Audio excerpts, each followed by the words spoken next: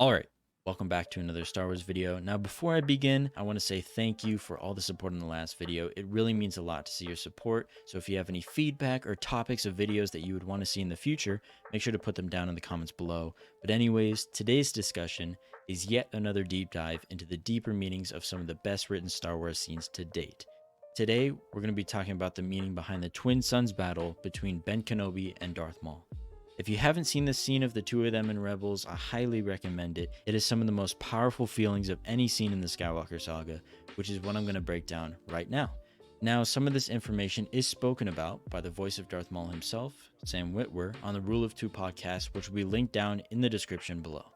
In this interview, Sam talks about Maul and Kenobi's final confrontation and how much goes through that story in such a short yet beautifully poetic sequence.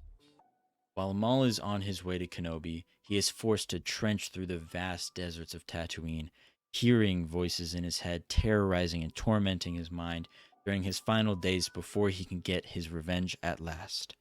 These voices in his head are meant to represent Kenobi, thinking about all of his friends and family that he lost during the Clone Wars, and before finally earning his right to see Kenobi for one last time, he must live through what haunts his archenemy most.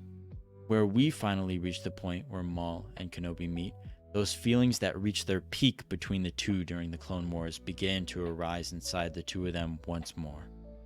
When beside the bonfire, Maul figures out Kenobi's purpose on Tatooine, being to protect someone, and in this case, yet Maul does not know this yet, it is Luke Skywalker, the catalyst to bring balance to the Force. Drawing his dual-bladed lightsaber, Maul plants himself in his attack position, being fueled by decades of hatred he held within himself for Kenobi, ready to strike. In his first instinct move, Obi-Wan draws his lightsaber the same way he did all those years ago. But, as he breathes deeply and takes one last moment to reconcile, he remembers, wait, that was the Obi-Wan Kenobi who fought in battle.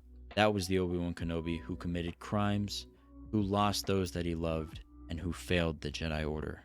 And in that moment, he realizes he needs to be Ben Kenobi, assuming the Alec Guinness saber stance.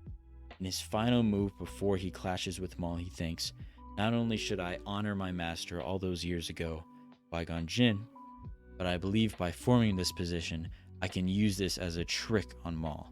Falling for Kenobi's trap, Maul moves into and prepares to use the same move that he used to kill Qui-Gon Jinn, proving that he is still obsessing over that very moment all these years later. After they both perform the exact sequence of movements from the Duel of the Fates, Kenobi clashes down onto Maul, slicing through his lightsaber hilt. And for a split second before he falls into Kenobi's arms, everything goes through his mind, thinking, how could I have been so ignorant? How could I have misread this so horribly after it being the only thing that I thought about for years?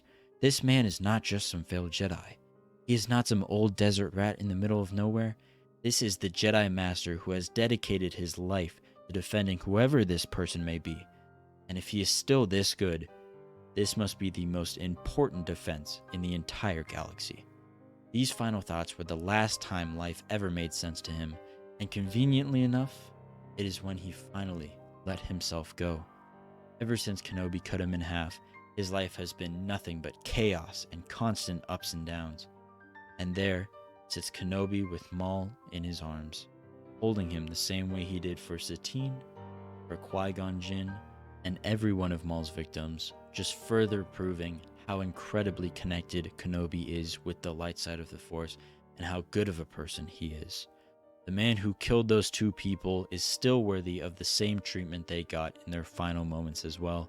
After all of this goes through his mind in the flash of a second, he realizes this must be the chosen one. It has to be. And in his last breath, Maul is relieved of his mental imprisonment and can finally leave his hatred behind, the only thing keeping him going, leaving him to pass in his old foe and now guardian angel's arms. Well, that does it for this video. If you have any feedback about this video that you want to share, don't forget to let me know down in the comments, as this helps me a ton when making the best possible content for you all. Also, if you have any topics that you want me to cover, let me know down below, no matter what fictional universe they may be based in. I'm super open to hearing your suggestions, that way I can put out videos on topics that you've specifically wanted to see further. But with that being said, I hope you all enjoyed, and may the Force be with you.